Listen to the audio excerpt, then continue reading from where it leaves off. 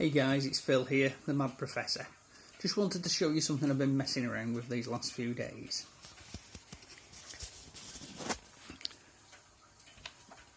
This is a toroid.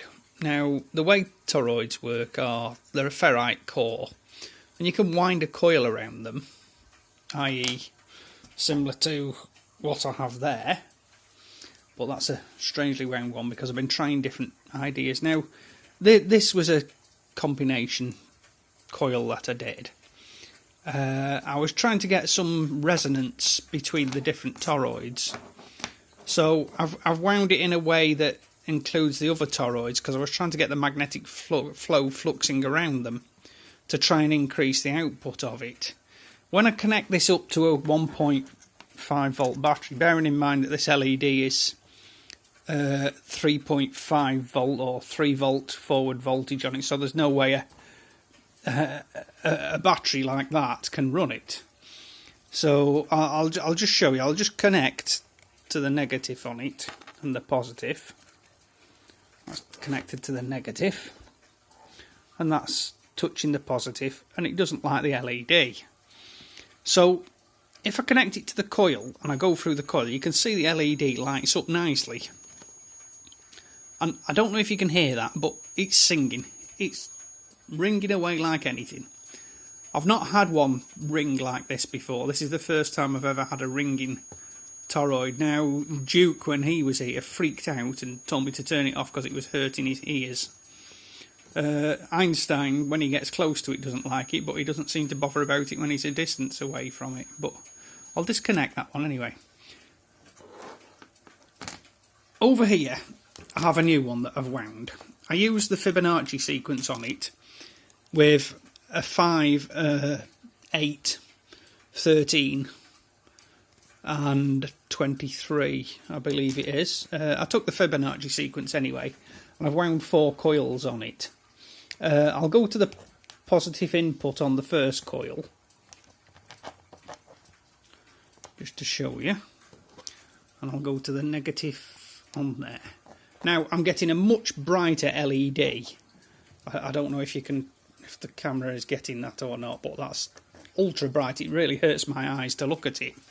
It's not singing, but I have these connected to the separate coil, which isn't connected to these coils. It's just wound around it with it. Now, that's the bigger one of the top of the sequence. That's like the 23-inch one.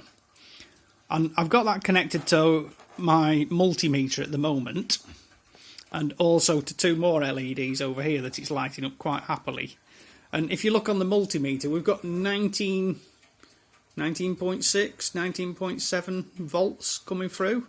That's AC voltage. So it's quite interesting to see that it does that. But I found something really, really weird. Here is a hard drive magnet.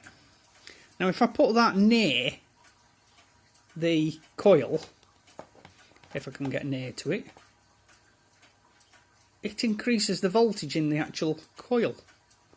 Now, if I get this right, I can actually get it up to 40 volts. I've just got to try and get it right though. It's awkward with just one hand, but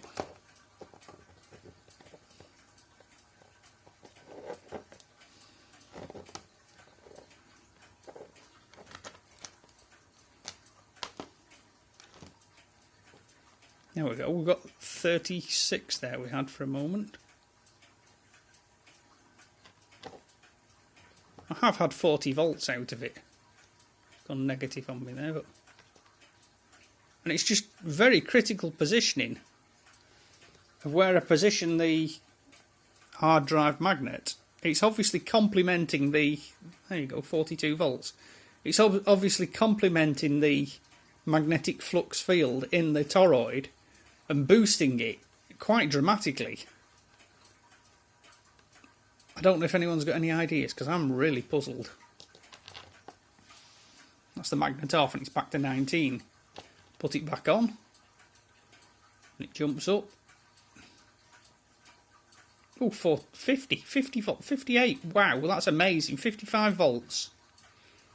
And it's still lighting the LEDs. It doesn't seem to alter them. The one on the central core goes a bit brighter when I do this. Strange.